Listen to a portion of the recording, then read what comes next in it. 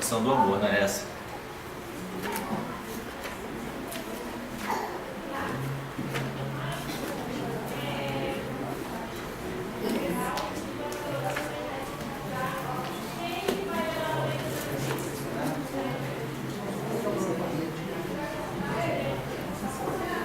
Só uma gola aqui, né? Ah, não sei se eu tiro ainda. Bonita, né? Vou prometer para a próxima. Tá? Fábio Júnior, né? Inspirado, né? Pode substituir?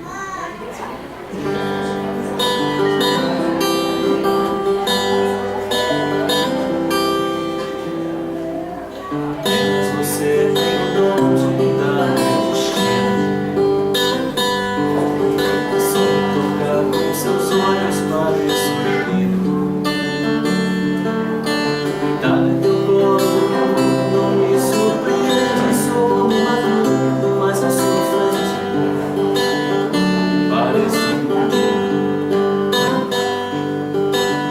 Você tem a luz que ilumina o nosso caminho. Você descobriu que não sou mais sozinho. O seu amor e a vida me deu de presente. Sou imaturo, mas na sua frente não sou mais que um menino. Você me abraçou e a tristeza vai embora. A dor existe, fica da porta pra fora. Mas é coisa que acontece, logo o coração esquece que a gente se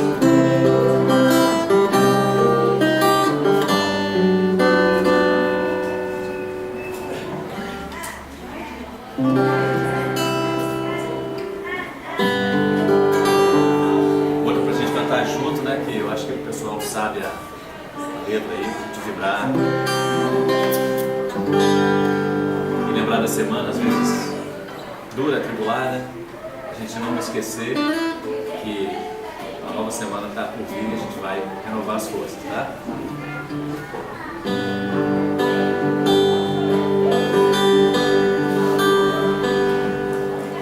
Somos estar aqui nesse momento. Sua presença é real no meu viver. Entregue sua vida, seus problemas. Fale com Deus, Ele vai ajudar você.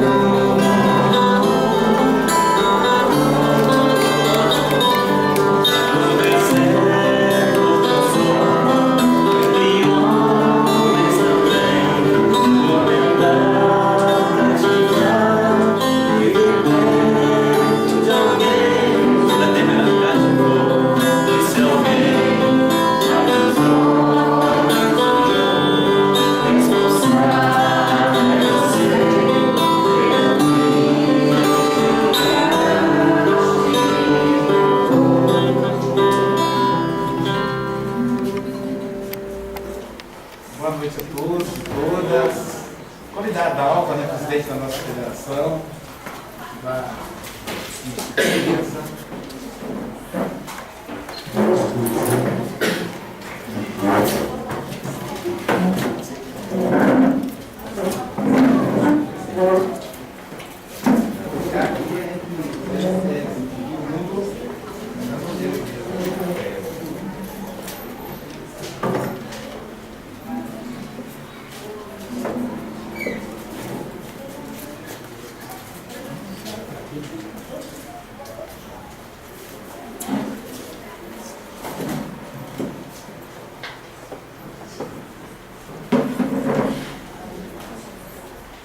Luciana Fiel, que é a nossa. Desculpe, Natasha Fiel. Ai, que é a nossa palestrante. Boa noite.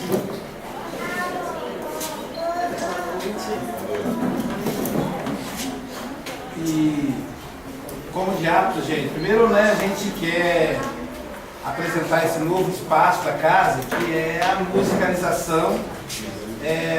Uma hora antes, o Jefferson está chegando, o Jefferson está chegando com toda boa vontade, nós vamos levar pegando as espíritas, né?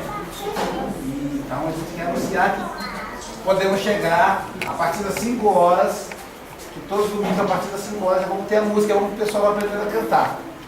Então também estamos aceitando voluntários que toquem, que cantem, para poder compor aí a equipe de música. O Jefferson está coordenando, na verdade, uma equipe.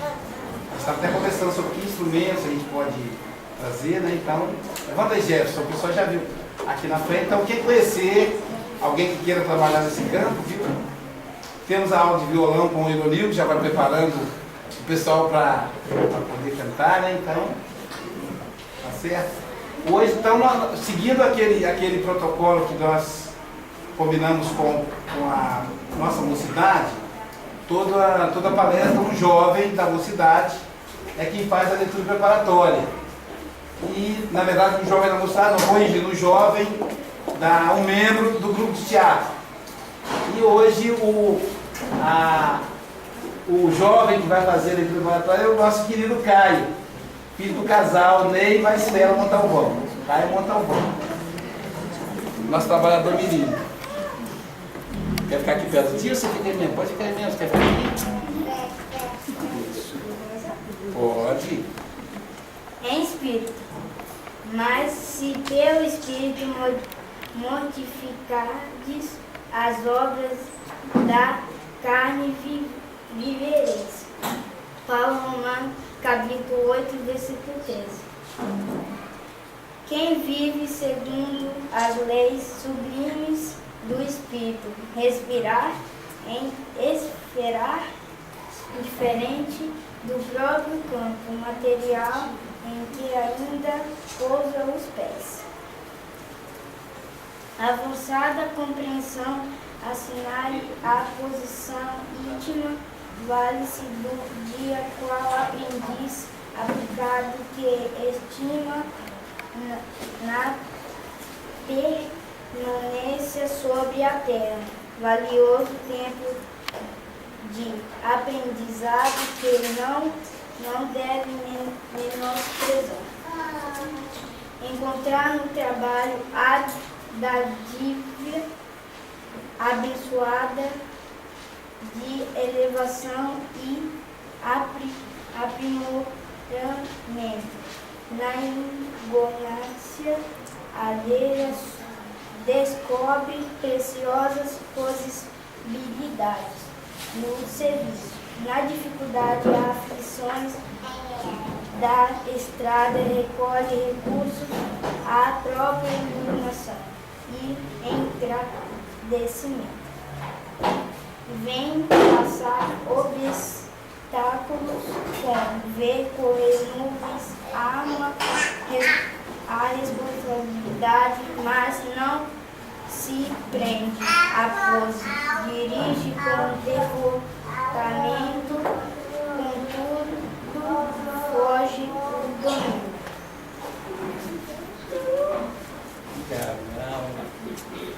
Emparar sem inclinações, doentes, seres sem travidas, permanece atento às obrigações da sementeira, todavia não se inquieta pela colheita, porque sabe que o campo e a planta, o sol e a chuva e a água e o vento pertencem ao eterno doador, insuflato dos bens divinos, onde quer que se encontre, carregar consigo mesmo na consciência e no coração os próprios tesouros, bem-aventurados o homem que segue a vida afora em espírito. Para ele a morte afitada não é mais que alvorada de novo dia, sublime de transformação e alegre desperta. Parabéns, cara. Viu? Meteu a coragem. Muito bem, muito bem. Deus abençoe. Esse é o nosso trabalhador aí, nosso trabalhador menino, já estamos preparando ele para substituir o Leia, o Estela, eu e a Jair, lembra, né, Jair? Mestre Jesus. Essa é a data muito especial, Senhor. Há 11 anos atrás, surgia esse foco de luz que nos absorveu a todos para que pudéssemos aprender e a trabalhar contigo, Senhor. Te agradecemos por estarmos aqui. Te agradecemos por essa família maravilhosa, por esses irmãos que se completam, que se ajudam,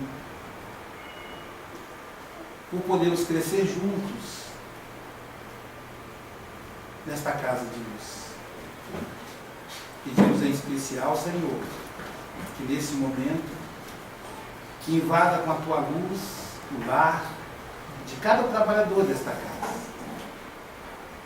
que a mantém de pé, funcionando os 7 dias da semana, acolhendo os necessitados, ilustrando, iluminando a cada um de nós. Inspire a nossa querida Natasha, que é a expositora da noite, que ela possa se sentir acolhida, com o coração envolvido na vibração. É para nós uma alegria, porque é uma forma de homenagearmos uma grande trabalhadora da nossa casa, que está presente em espírito. Que a alegria que invade o coração da Idalina possa contagiar a Natasha. Desta maneira, o entusiasmo na divulgação do Evangelho de Jesus se faça ainda mais intenso. Envolva também a nossa federativa espírita, a todos os centros espíritas do Estado do Espírito Santo, em especial aos 9 centros espíritas de Guarapari, para que a divulgação do Espírito, do Espiritismo, seja cada vez mais colocada sobre o alquim. Fica conosco hoje e sempre. Assim seja. Bom, o mês todo é de comemoração, mas a nossa casa completa aniversário exatamente no dia 22 de março. Foi ontem, então todas as palestras do mês são comemorativas, mas hoje é quando a gente realmente completa aniversário. E hoje eu fiquei lembrando e pensando, veja como é que a gente atrai pelo pensamento, né? Eu disse assim, eu queria tanto que a Margarete estivesse presente, porque todos os anos a Margarete fazia o bolo. Ela não fez hoje essa cena, nós não pedimos. Todos os anos ela fazia o bolo para a gente de aniversário da casa, entendeu? Bolo com 1, com 2 anos, com 3 anos, com 4 anos, né, Ilma? Todo ano. E aí eu falei, mesmo se ela não estiver presente, eu vou fazer esse agradecimento público a ela. Né? Porque voluntariamente, né? Não tinha custo nenhum para casa, ela doava a mão de obra e o ingrediente vinha, o bolo chegava. Né? E aí ela hoje veio, então assim, pra gente é uma alegria imensa, né? A Bianca e a Regina, que cuidaram da decoração no ano passado, para que a casa fizesse aniversário. Então, a gente vai homenagear todos os trabalhadores da casa na figura da nossa Margarete, né? Não só os trabalhadores que estão presentes, que atuam na casa. A casa tem atividade intensa, viu, Dalva? A semana toda, então a gente tem que lembrar disso, né? A palestra é só um cartão postal, mas a coisa funciona na segunda, na terça, na quarta, na quinta. Só na sexta não temos atividade atualmente. No sábado, o povo fica aqui o dia inteiro. Então, só para a gente, né, lembrar desses trabalhadores aí, daqueles que contribuíram com o tijolinho. A casa, né? A casa espírita é como se fosse uma casa que a gente rebota, não vê o tijolo, porque é anônimo, né? Então cada trabalhador é anônimo, né? Aqueles que não estão mais aqui, mas que contribuem muito para a casa, como o nosso querido Sandoval, né? Nosso querido Delane, que hoje dirige a Associação Espírita de Passanufo. Então, assim, muitos companheiros que contribuíram para a nossa casa, que não são trabalhadores atuais, mas que a gente não esquece. E eu me lembrei da Regina, Bianca e Margarete, porque elas cuidavam dessa parte da festa. Então nós vamos passar a palavra para a Dalva, para ela nos dar notícia da federação. Ela é a presidente da Federação Espírita do Estado do Espírito Santo. Para quem está vindo pela primeira vez, não é acostumado com o movimento espírita, o espiritismo é assim. As casas espíritas são adesas à Federação Estadual, ao Conselho Regional Espírita, e o Conselho, então, a Federação é formada de conselhos. E aí a Federação coordena todos o movimento espírita, que envolve todos os centros espíritas do Estado. E aí, por isso que para a gente é uma honra estar aqui, atender o nosso convite. Ao Oswaldo Viola, que foi o médico de transporte, nosso amigo pessoal. O Oswaldo também é um grande trabalhador da primeira hora da nossa casa. Né? Então, o sonho do Oswaldo e nós também da sede própria, está próximo. E Oswaldo, em julho a gente acaba de pagar o terreno, já começamos a obra. Então, para a gente é um prazer você estar aqui também. Boa noite a todos. Eu venho trazer um abraço da diretoria da federação, atualmente, na coordenação de todo o trabalho, para a Luísa e todos os trabalhadores, frequentadores da casa, porque, na verdade, a ação espírita se desenvolve nas casas espíritas. O trabalho da federação é a atividade meio. Se não fosse a casa espírita, não teria sentido a federação espírita. Então, nós sempre temos uma alegria muito grande de ver que os núcleos são criados e estão se desenvolvendo. O nosso Estado mostra essa pujança. E a gente tem, assim, 1000 notícias para dar, a gente só não vai antecipar, porque realmente estamos aqui com a conferencista convidada para a festa e a gente gostaria muito de ouvi-la, mas só uma notícia para vocês: nós estamos celebrando o 60º centenário do Evangelho segundo o Espiritismo este ano, são 150 anos, e vai acontecer aqui em Vitória o 4º Congresso Espírita Brasileiro, congregando toda a região centro do Brasil. O congresso é um congresso sui generis, é a primeira vez que essa experiência é tentada. Ele vai acontecer em 4 capitais: Manaus, João Pessoa, Vitória e Campo Grande. Então vai ser os mesmos dias, os mesmos temas estudados nesses 4 polos, que vão estar interligados por essa energia de divulgar o Consolador.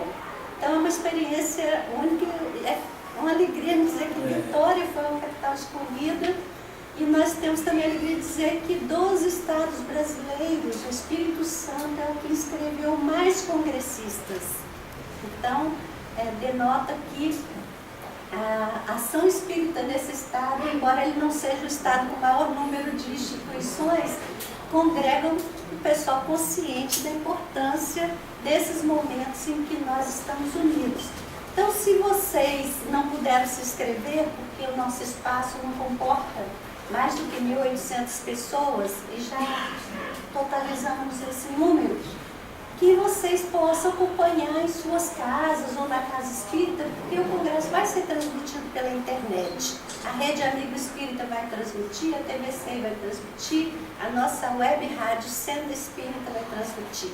Então, se vocês estiverem também em suas casas ouvindo, entrando nessa corrente, nós todos estaremos sintonizados nessa grande vibração do Consolador para que o nosso país realize a sua missão de coração do mundo, pátria do Evangelho.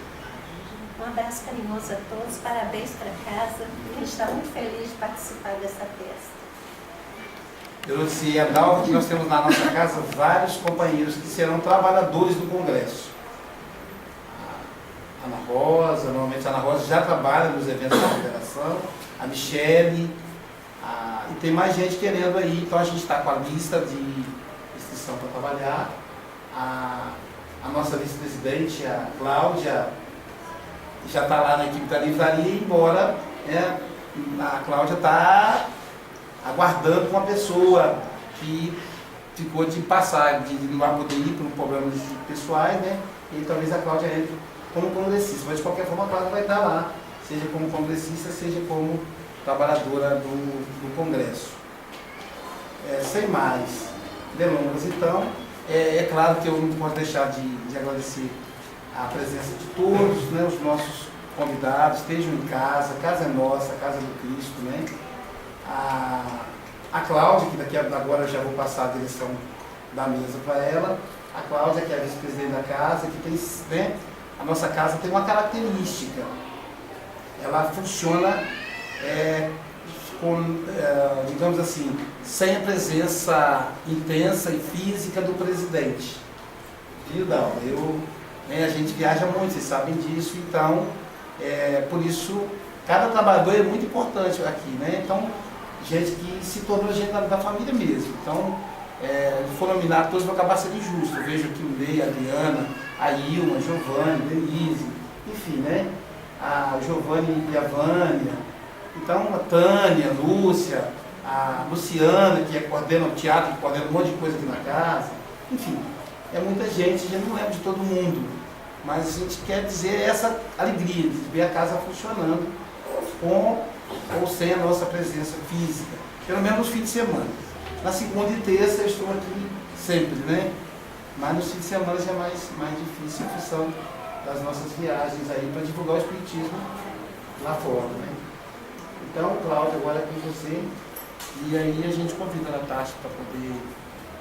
Eles convidam a Natasha a confusão com a Luciana, que a Luciana é irmã da Natasha. E as duas são, são as irmãs, estão muito parecidas, né? Não sei por que me deu os beijos assim, Luciana. Desculpa, Natasha. Todo mundo em casa. Tá? Então, assim, fica à vontade. Podemos começar? Boa noite. Para ser filmado, a pessoa vai filmar. A palestra vai para a internet e também está disponível para DVD, caso alguém queira depois adquirir, tá bom, gente? A gente convidar o Giovanni para vir para a mesa para ficar à disposição do mundo espiritual. Pode porque aqui tem um microfone, aí do computador você já... Tá.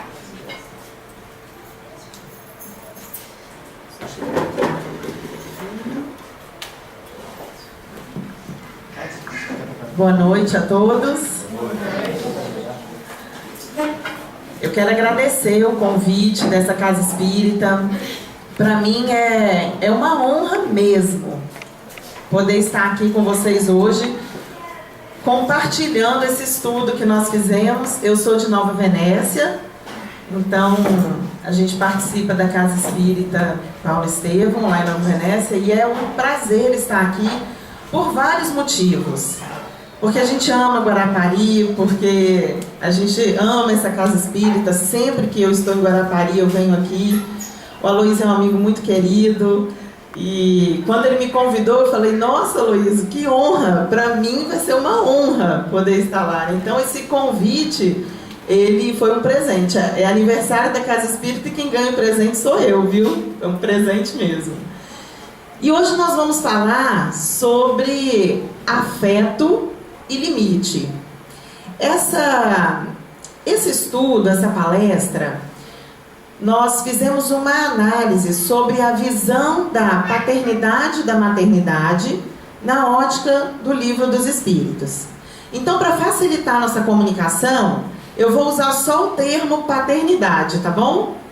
Mas fica subentendido aí, paternidade e maternidade.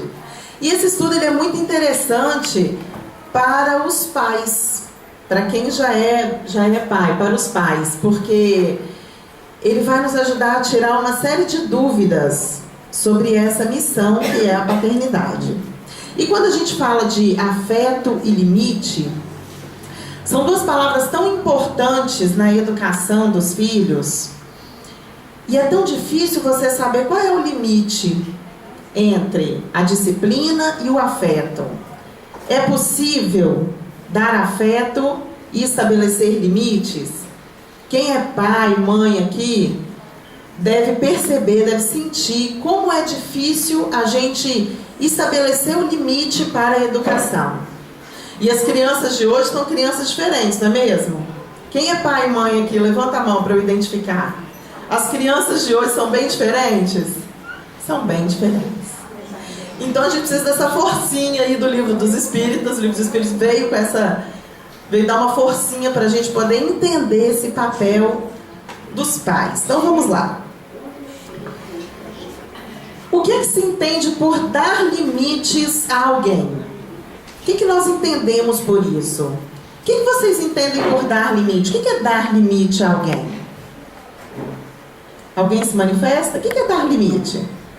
É disciplinar? É orientar? É castigar? Como estabelecer limites de modo a promover crescimento e autonomia, de modo a incentivar o potencial criativo dos filhos? Gente, olha que perguntinha danada. Como é que nós vamos conseguir estabelecer limites, dar limites, ensinar limites para os filhos, sem que a gente corte a criatividade deles? Sem que a gente seja autoritário, mas que a gente ainda mantenha a autoridade. Estabelecer limites pode ser um ato de afeto ou é um ato de poder. Então, como é que nós estamos lidando com esse equilíbrio entre afeto e limite para os filhos? Os filhos hoje, eles são contestadores, é um perfil diferente, né? O perfil da nova geração já dá uma outra palestra, viu? É um perfil diferente. A própria fisiologia do nosso organismo está diferente. Então, doenças que não haviam antigamente, hoje são muito mais frequentes. Refluxo, intolerância ao glúten, intolerância ao leite, são algumas doenças que não existiam alguns anos atrás. O número crescente de autistas são características da nova geração. E também o próprio comportamento da nova geração, ele está diferente. É uma geração que pergunta, é uma geração que contesta a autoridade, é uma geração que exige de nós o exemplo. Mas olha como que a natureza divina é linda. Nós sabemos que nós estamos à beira, né, de um mundo de regeneração. Então a gente precisa acelerar o nosso desenvolvimento. E essas crianças, quando elas exigem de nós o exemplo, elas exigem que a gente mude. Então eles são a nossa escola. É importante prestar atenção ao afeto e ao limite, porque as crianças são a nossa escola. Vamos ver o que o Livro dos Espíritos fala pra gente. Na pergunta número 383. Qual é, para o espírito, a utilidade de passar pelo estado da infância? Por que será que nós precisamos passar pelo estado da infância? Qual é a característica da infância? Características marcantes. Os bebezinhos são como? Eu coloquei até umas fotos aqui, olha que fotos mais tchutchuquinhas, né? Olha que fotos bonitinhas aqui dos bebês. Nós nascemos totalmente dependentes dos nossos pais. Nós precisamos desse cuidado. Nós nascemos de uma forma que inspira nos adultos a vontade de cuidar, a vontade de dar amor, a vontade de deixar aquele bebê feliz. Então, os bebês despertam em nós aquela vontade de amar, de cuidar, sem cobrar. Quem manda conta para o bebê aqui? Ninguém manda conta para os bebês. Eles são lindos, eles são fofos, eles são meigos. Eles inspiram na gente essa vontade enorme de amar. A resposta que Kardec dá para a gente: encarnado, com o objetivo de se aperfeiçoar, o espírito durante esse período é mais acessível às impressões que recebe, capazes de lhe auxiliarem o adiantamento para o que devem contribuir os incumbidos de educá-los. E eu grifei essas palavras aqui: é mais acessível às impressões que recebe. A natureza divina é magnífica. Quem é que olha para um bebê e diz o seguinte: é um espírito devedor? Não, a gente ainda fala assim, não tem nem pecado ainda. Não é assim que a gente fala? Olha a sabedoria divina aí. Quem é que vai julgar um bebê? Por isso que eles vêm com essa característica da inocência. Eles vêm com essa característica da docilidade, para que nós adultos possamos dar a eles os cuidados fisiológicos e muito afeto. E nessa primeira infância, avalizando aí o que Kardec disse, os educadores também dizem, a importância da primeira infância. A primeira infância vai lá entre 0 e 7 anos de idade, mais ou menos. Nessa fase da vida, é a fase onde as crianças mais podem incorporar as informações, os valores, as crenças. Nessa faixa etária, a criança ela é como uma esponjinha que absorve tudo que tem no meio. Então, quando eles são bebês, eles estão mais acessíveis às impressões que recebem. Mesmo que eles não consigam se comunicar verbalmente, mas eles conseguem receber as energias que nós produzimos para eles. E nessa primeira infância, essa esponjinha que são os bebês, é nessa primeira infância que os aspectos morais são mais facilmente incorporados pelas crianças. E a natureza divina é tão brilhante que ela nos dá o dom do esquecimento quando nós temos a oportunidade de reencarnar. Então, as crianças também não lembram das suas dívidas do passado. Isso é maravilhoso. A reencarnação, a vida, é uma oportunidade para recomeçar. E para facilitar esse recomeço, a infância, ela é o meio pelo qual a natureza divina encontrou para que a gente pudesse doar o máximo do nosso amor e para que eles pudessem receber esses valores morais, esse amor, essa emoção. Imagina se as crianças nascessem com 18 anos. As crianças não, né? Imagina se os espíritos encarnassem com 18 anos. Já aguentam uns tapas, né? 18 anos. Com 3 anos não aguentam os tapas, mas com 18 aguentam os tapas. Por isso que eles vêm bebês fofinhos assim. Olha que coisa mais linda. Então o estado da infância, ele é fundamental para o desenvolvimento moral daquele espírito. E a natureza divina nos propicia isso através dessa inocência que a criança traz para nós. A gente sequer consegue associar aquele espírito a um espírito devedor. É um espírito que precisa de afeto, amor, carinho. Na pergunta 207, ele diz o seguinte: frequentemente os pais transmitem aos filhos a semelhança física. Transmitirão também alguma semelhança moral? Então, será que, né, essa herança genética leva alguma semelhança moral? Não. Que diferentes são as almas ou espíritos de uns e de outros. O corpo deriva do corpo, mas o espírito não procede do espírito. Entre os descendentes das raças apenas há consanguinidade. Portanto, meus amigos, quando um espírito reencarna, ele leva aquelas características genéticas, físicas, mas a característica moral, ela é individual para cada espírito.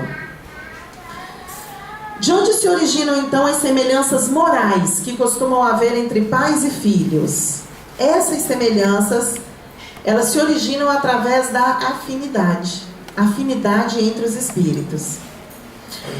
No mundo espiritual, antes de haver uma encarnação, os espíritos, eles escolhem os pais.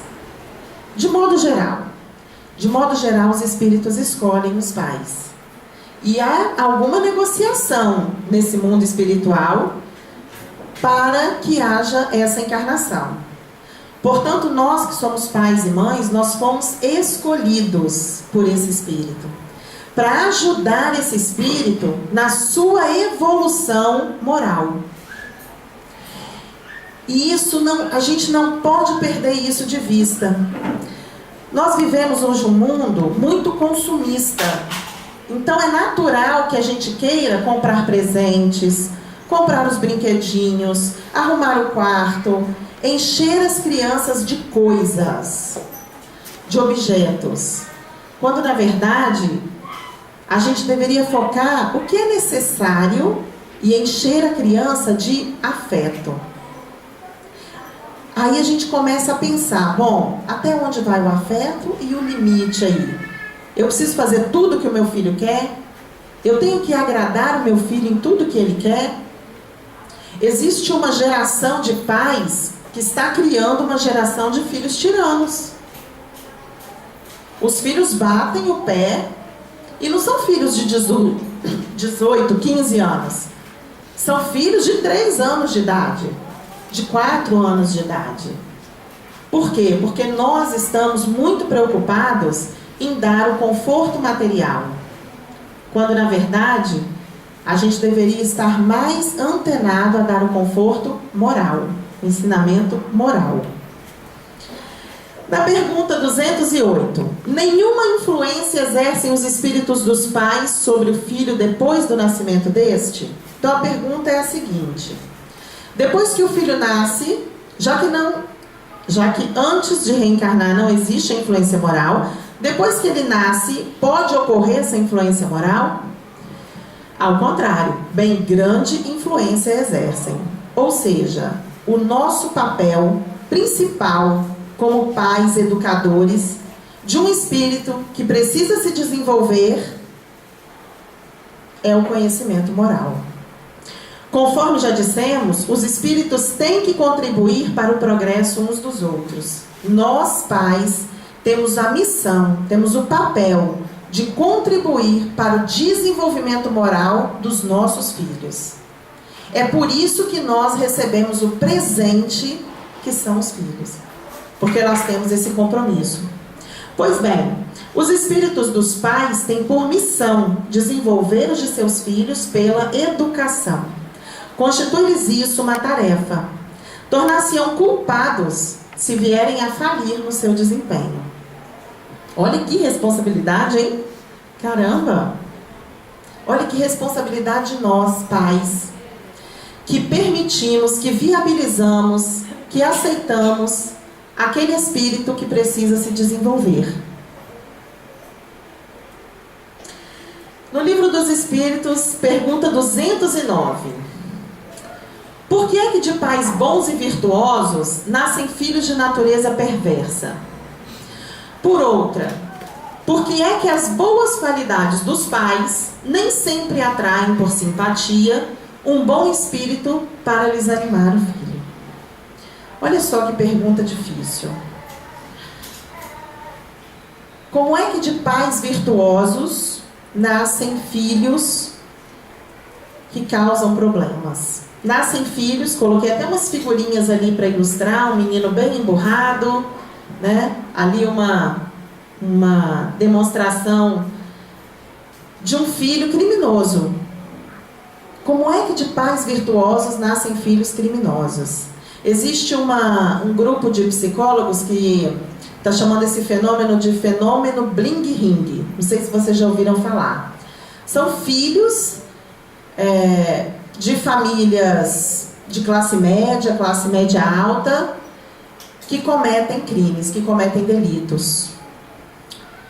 Pois bem, como é que de pais virtuosos nascem filhos de natureza perversa? Não é raro que um mau espírito peça-lhe sejam dados bons pais. Vamos lá no mundo espiritual. Aquele espírito precisa se desenvolver. E ele pede para que seja acolhido por bons pais, na esperança de que seus conselhos o encaminhem por melhor senda, e muitas vezes Deus lhe concede o que deseja. Portanto, pais, aqueles filhos que são mais difíceis, aqueles filhos que são mais teimosos, aqueles filhos que são mais perversos, lá no mundo espiritual, antes deles reencarnarem, nós abrimos os braços para receber esse espírito. Então é sim, é nosso papel, não é injustiça. A gente às vezes escuta isso. Lá no meu consultório, às vezes eu escuto isso. Natasha, é uma injustiça o que o meu filho faz comigo. Foi um acordo. E o pai que recebe um filho perverso, ele tem condições sim de abraçar esse filho. E esse fenômeno chamado bling ring, o fenômeno que esses psicólogos estão chamando de bling ring, a gente não sabe se esse fenômeno tem aumentado ou se agora é feito registro disso. Mas enfim, os registros mostram que o número de violência e de crimes cometidos por esses jovens, ele tem aumentado sim. E aí a gente volta lá atrás. Será que nós estamos dando para os filhos os valores morais realmente importantes? Ou será que nós estamos enchendo os nossos filhos de presentes, de ocupação, porque muitos de nós enchem a agenda do filho durante a semana de compromissos para que a gente não tenha que conviver com o filho? Essa é uma realidade. Então, será que eu estou dando o afeto necessário para o meu filho? E aí nós temos que pensar o seguinte: os filhos perversos são aqueles que talvez precisam de mais amor. Cora Coralina tem uma frase que a gente tem que sempre lembrar dela: o amor é irresistível. O amor é irresistível. Então, uma hora o menino se dobra. O amor é irresistível. Ainda nesse tema dos filhos perversos. Pelos seus pensamentos e preces, podem os pais atrair para o corpo em formação do filho um bom espírito, de preferência a um inferior? Ou seja, na gravidez, é possível, ou antes mesmo da gravidez, no planejamento para uma gravidez, é possível que os pais façam mantras em casa pedindo para que o filho venha bonzinho? Será que isso resolve? Não resolve. Mas podem melhorar o espírito do filho que lhes nasceu e está confiado. Esse é o dever deles. Os maus filhos são uma provação para os pais. E aí a gente pode lembrar o seguinte: nós, seres humanos, nós fomos programados para evoluir. Olha que legal isso. A gente precisa lembrar disso quando a gente trabalha com aqueles espíritos mais difíceis. A gente também precisa lembrar disso quando nós estamos nos momentos difíceis. Nós somos programados para evoluir. Isso é maravilhoso. Por quê? Porque nós podemos mudar, nós podemos nos transformar. E todos os espíritos podem se transformar. Portanto, todos os espíritos merecem a oportunidade de serem transformados pelo afeto. Pode-se considerar como missão a paternidade? Vocês acham que a paternidade é uma missão? É uma missão das grandes. É uma grande missão, né? Se a gente considerar que nós estamos no planeta Terra para a gente evoluir, estamos aí nos preparando para o mundo de regeneração. Então não dá mais para esperar. A hora da gente melhorar é agora, meu povo. Não tem jeito não. É sem contestação possível uma verdadeira missão. É ao mesmo tempo grandiosíssimo dever e que envolve, mais do que o pensa o homem, a sua responsabilidade quanto ao futuro. Nós que somos pais hoje, nós temos uma enorme responsabilidade com o futuro do planeta. Nós estamos preparando o futuro do planeta. E não importa a idade do filho, porque é igual um consórcio sem vencimento. A paternidade é consórcio sem vencimento, é vitalício. Não importa a idade do filho. Pai vai ser pai sempre. Deus colocou o filho sobre a tutela dos pais a fim de que estes o dirijam pela senda do bem. E lhes facilitou a tarefa, dando àquele uma organização débil e delicada, que o torna propício a todas as impressões. Olha como isso é importante. É um chamado ao nosso comportamento. Qual é a maneira mais eficaz de educar? É dar o exemplo. A maneira mais eficaz de transformar é se transformar. Então não adianta eu querer exigir que o meu filho tenha controle emocional na hora do jogo na escola, se eu falo palavrão no trânsito. Não adianta eu exigir que o meu filho tenha organização em casa, se eu jogo lixo pela janela do carro. Por isso que ele fala aqui, que o torna propício a todas as impressões.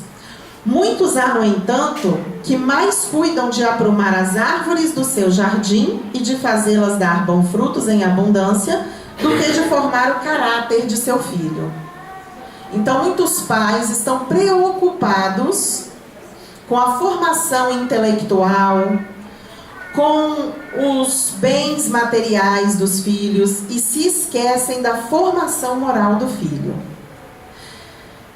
Outro dia eu li um artigo sobre o prolongamento da adolescência. Então, pessoas de 30 anos sendo considerados adolescentes. E a característica deles é a seguinte: são jovens que entraram na faculdade, aí quando sai da faculdade tem que fazer a pós-graduação, aí depois da pós-graduação tem que fazer o mestrado e nunca vai para o mercado de trabalho, porque precisa se preparar. E o foco na formação intelectual. Nunca se houve tanta busca pela formação intelectual assim. Mas a formação moral não está acompanhando. Se a gente não investir só no intelectual, a gente vai se perder. E esses jovens de 30 anos estão em casa, morando com os pais, eles ainda não se mantêm. Isso é um reflexo de quê? Baixa autoconfiança, baixa autoestima. São jovens que não têm coragem de sair de casa. E muitos de nós, pais e mães, nem queremos que eles saiam. Queremos eles debaixo da nossa asinha, querendo controlar tudo. Então nós, muitas vezes, estamos muito preocupados com a formação intelectual da criança, do jovem, e a formação moral. Eu tenho 2 filhos, um de 7 e um de 8 anos. Outro dia eu estava na escola e aí uma mãe falou que a filha dela faz inglês, natação, isso, aquilo outro. Não tem tempo de ficar com a mãe. A mãe trabalha em várias cidades próximas, não tem tempo de ficar com a mãe. E ela estava falando que ela perdeu a intimidade com a filha. Ela não sabe mais quem é a filha. Perdeu a intimidade com a filha. Porque há uma preocupação muito grande com a formação intelectual. Então, que nós estejamos atentos a isso. Os adolescentes, em busca de novas tecnologias, comunicação via tecnologia, e isso está afastando o contato pessoal. A gente precisa promover esse contato pessoal. O jantar em família com todos juntos, o bate-papo depois do jantar, a convivência, resgatar a intimidade com os filhos. Se este vier a sucumbir por culpa deles, suportarão os desgostos resultantes dessa queda e partilhão dos sofrimentos do filho na vida futura. Ou seja, a falta do investimento moral na infância vai acarretar prejuízos no futuro. E como nós sabemos que pai não tem fim, pai é para sempre, a gente vai acabar colhendo mal o que nós plantamos mal, por não terem feito o que lhes estava ao alcance, para que ele avançasse na estrada do bem. Então a paternidade é sim uma missão, talvez a missão mais nobre, porque a paternidade, ela viabiliza a vida. E nós sabemos que só existe uma forma da gente se desenvolver, é reencarnando, reencarnando, reencarnando. E a paternidade permite isso. Então talvez seja a energia mais importante para o desenvolvimento do espírito. São responsáveis os pais pelo transviamento de um filho que envereda pelo caminho do mal, apesar dos cuidados que lhe dispensaram?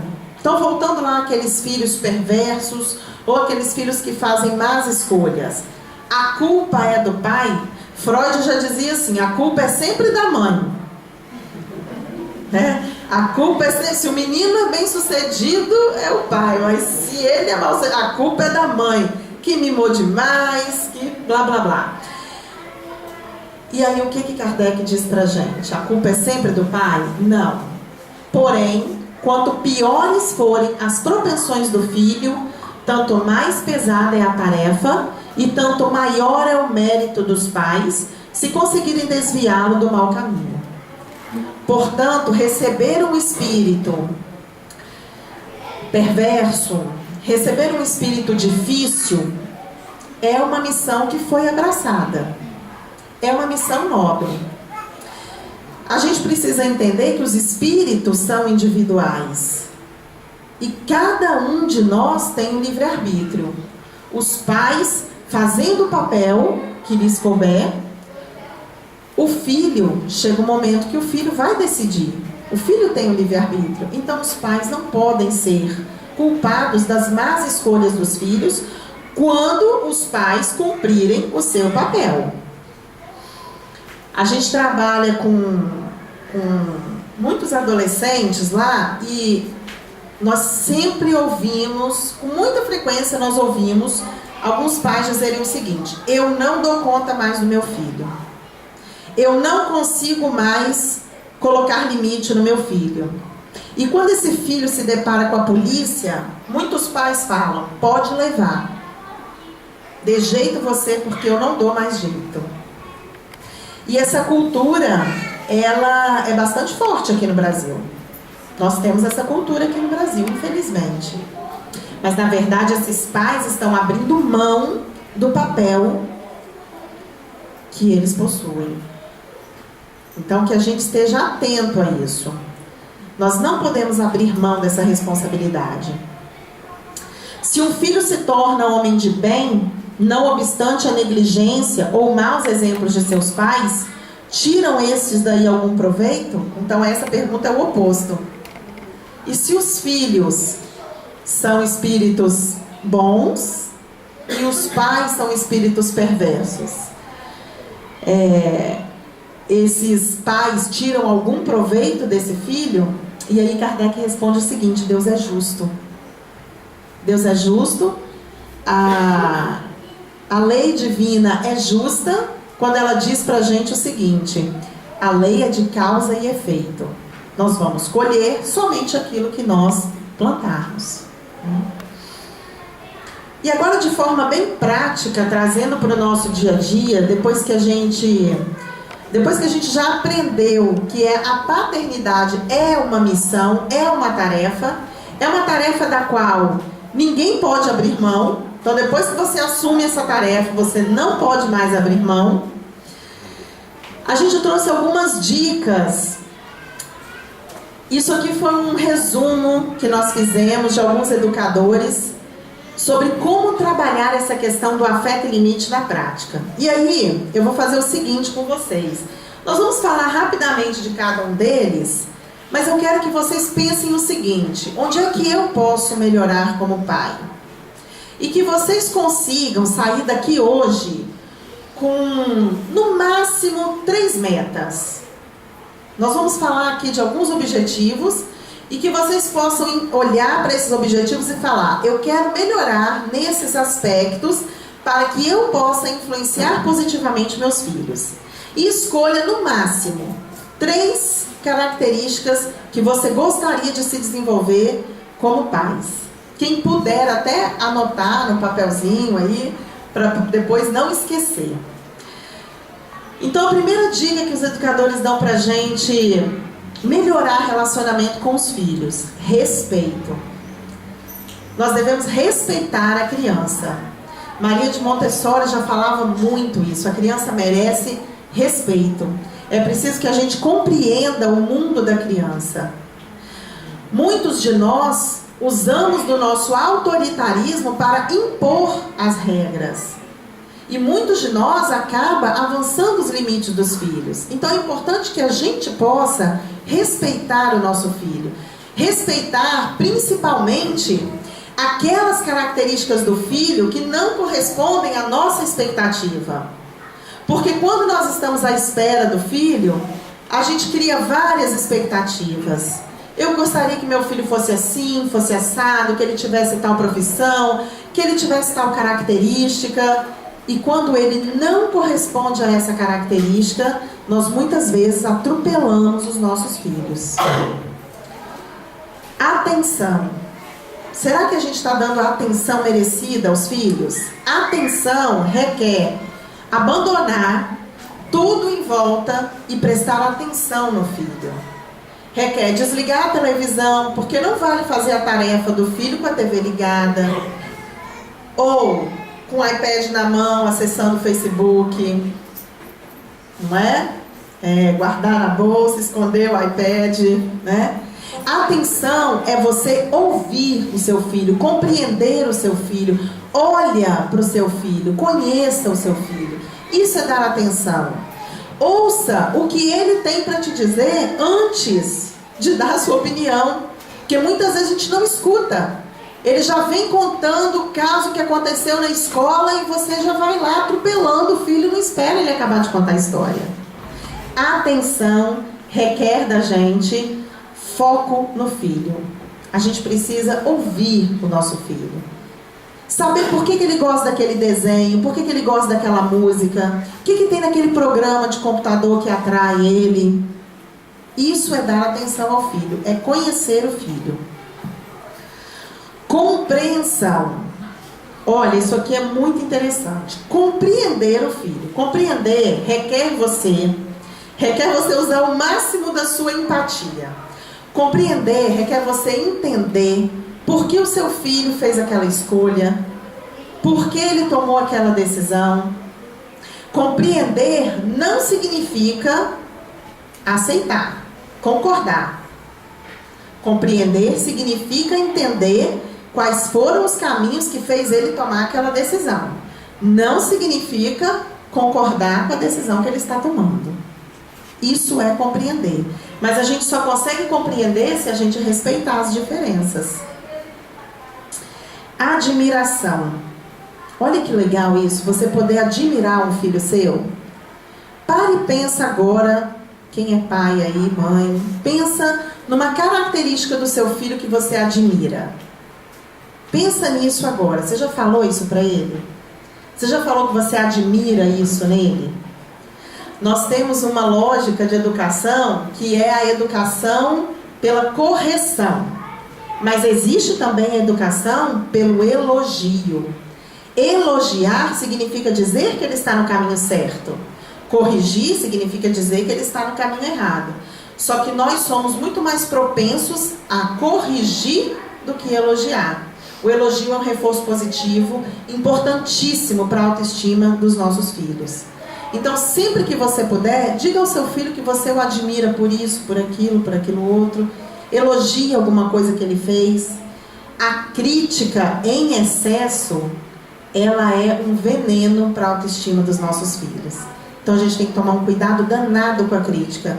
Porque nós queremos que nossos filhos sejam tão perfeitinhos, né? Não pode correr, não pode gritar, não pode chutar, não pode nem ter raiva. Não pode. Aí fica difícil. Apoio. Olha que interessante isso. Dê apoio ao seu filho. Sabe aquilo que ele gosta de fazer? Sabe aquela brincadeira que ele gosta? Dê apoio, fotografa, pinta com ele, incentiva as coisas que o seu filho gosta de fazer. Se ele gosta de futebol, incentiva isso para ele. Se gosta do balé, dê incentivo, dê esse apoio. Vai junto, admira, elogia. Isso é alimento para a autoestima. A criança cresce segura e o adulto também. O filho adulto também precisa do apoio. Porque nós sabemos que a insegurança, ela não some com a idade. Não é isso? Então o filho adulto também precisa do apoio. O apoio é quando o filho vai se sentir seguro. É como se você ensinasse o filho a andar. Você não dá a mão para ensinar ele a andar? É preciso dar a mão para ele sempre. Então esse apoio é uma forma de você se aproximar do filho. Responsabilidade. É preciso dar responsabilidade para os filhos, na medida que eles possam assimilar. E pode ser pequenas responsabilidades, como por exemplo, manter o guarda-roupa arrumado, arrumar a cama. Quem tem empregada doméstica em casa, muitas vezes a gente se acomoda com aquelas pequenas tarefas do lar, mas no final de semana, quando ela não vai, dá essa tarefa para o filho: lavar a louça, varrer a casa, cuidar do jardim, levar o cachorro para passear. Dê responsabilidades para ele. Hora para jogar no computador, tem que ter hora. Tem que ter um momento de estudo, um momento do lazer, um momento da brincadeira. Responsabilidade. Quando você dá responsabilidade, quando você dá a tarefa e o filho acerta na tarefa, olha aí a responsabilidade e o apoio. Nossa, gente, isso é um reforço positivo maravilhoso. Independência. Precisamos ajudar os filhos a serem independentes. Não importa a idade. Até os adolescentes de 30 que estão em casa, vamos rever isso. Precisamos ajudar os filhos a serem independentes. E como é que a gente faz isso? A gente estimula a coragem. O medo vai existir. O medo é natural. A raiva é natural. Agora, como nós vamos lidar com o medo, com a raiva, com a insegurança? Isso é que faz toda a diferença. Então aqui, dar independência para os filhos significa você dizer que a frustração é natural, que se ele cometer um erro não é o fim do mundo. Ele precisa criar coragem para caminhar com as próprias pernas. É um espírito que precisa evoluir. E dar independência, ajudar o filho a dar independência é muito importante. E nós que somos pais precisamos confiar que os nossos filhos são capazes de fazer aquelas tarefas. Então nós precisamos confiar que quando o menino passa no vestibular, ele vai ter condição de morar em outra cidade, sozinho, e estudar, que ele vai dividir a república com alguém. Sabe, nessas horas, como é difícil dar independência para os filhos nessas horas? Deve ser muito, eu ainda não cheguei nesse momento, mas deve ser muito difícil dar independência para o filho nessas horas, porque ele vai se afastar fisicamente de você. Então nesse momento é preciso dar a ele coragem, que ele é capaz. Ele é capaz de estudar, ele é capaz de se organizar numa república, ele é capaz de lidar com os conflitos da república, de lidar com os conflitos da faculdade. Um outro exemplo muito interessante da independência, eu sou professora de ensino médio, do 1º ao 3º ano. E aí são alunos assim de 14 a 16 anos, 17. E é muito engraçado porque outro dia um aluno tirou nota baixa e o pai foi na escola para tirar satisfação. Por que o filho dele que estuda tanto tirou nota baixa? Será que esse não era um problema que o filho poderia resolver sozinho na escola? Um rapaz de 16 anos? Na minha opinião foi estranho, 16 anos, ele poderia se resolver com o professor.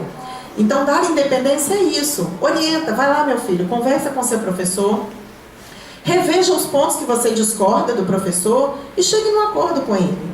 Isso é dar independência. né? Dê a oportunidade.